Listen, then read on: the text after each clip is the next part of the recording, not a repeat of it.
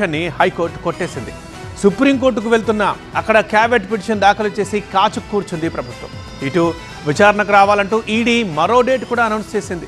ACB కూడా రేపే రావాలంటుంది. దీంతో ఇప్పుడు అందరి చూపు ఫార్ములా ఈ రేసు కేసు వైపే. మరి కేటీఆర్ నెక్స్ట్ ఏం చేయబోతున్నారు? ఏసీబీ ఈడీ దూకుడుతో ఏం జరగబోతోంది? బీఆర్ఎస్ వర్కింగ్ ప్రెసిడెంట్ అరెస్ట్ తప్పదా?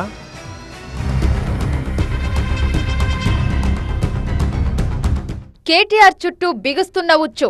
నో క్వాష్ అన్న హైకోర్టు. సుప్రీంకోర్టుకు వెళ్లిన చిక్కులేనా? మరోవైపు రారమ్మంటున్న దర్యాప్తు సంస్థలు. ఎటు చూసినా కేటీఆర్ కు క్లిష్ట పరిస్థితులే.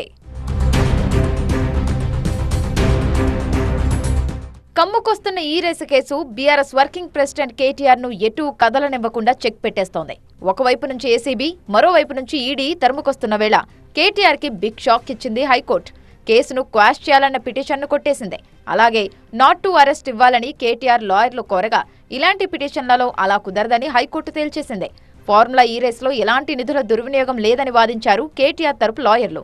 అటు మనీ ట్రాన్స్ఫర్ ఫైలుపై కేటీఆర్ సంతకం చేశారని ఏసీబీ చెప్పుకొచ్చింది.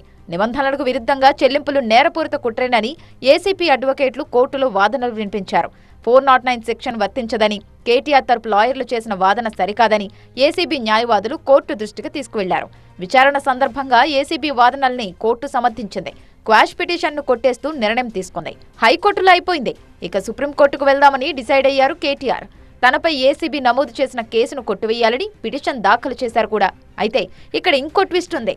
కేటీఆర్ కంటే ముందే సుప్రీంకోర్టును ఆశ్రయించింది రాష్ట్ర ప్రభుత్వం.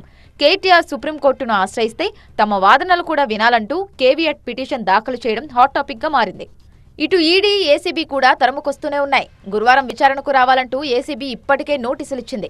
ఆ తర్వాత ఇదే నెల 16న ఈడీ విచారణ ఉండనే ఉంది.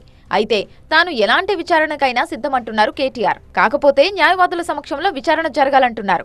ఫార్ములా ఈ రేస్ వ్యవహారంలో అరపైసా అవినీతి కూడా జరగలేదని చెబుతున్నారు. తనపై పెట్టిన కేసు పూర్తిగా కుట్రపూరితమంటున్నారు ఆయన. నా మీద పెట్టిన కేసు అక్రమ కేసు, పొలిటికలీ మోటివేటెడ్ కేసు, అందులో ఏమీ లేని లొట్టపీస్ కేసు.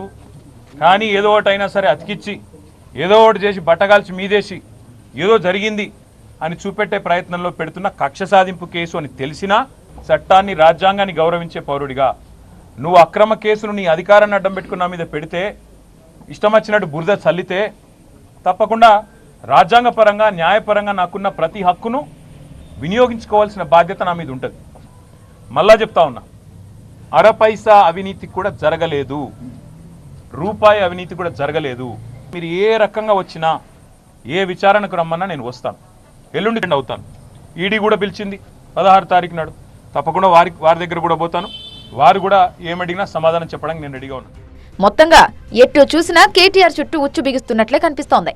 ఓవైపు దర్యాప్తు సంస్థలు దూకుడు పెంచడం, మరోవైపు సుప్రీంకోర్టులో కేటీఆర్ కంటే ముందే ప్రభుత్వం కేవియట్ పిటిషన్ వేయడం. ఇలాంటి పరిణామాల మధ్య కేటీఆర్ ఏం చేయబోతున్నారు? న్యాయం కోసం ఎలాంటి పోరాటానికైనా సిద్ధమంటున్న ఆయన కేసు నుంచి ఎలా బయటపడతారు అన్నది ఉత్కంఠ రేపుతోంది. మరోవైపు క్వాష్ పిటిషన్పై విచారణలో భాగంగా అరెస్ట్ను ఆపలేమన్న హైకోర్టు నిర్ణయంతో ఏం జరగబోతుందోనన్న ఆసక్తి కూడా నెలకొంది. మరి ఏ నిమిషానికి ఏం జరుగునో చూడాలి.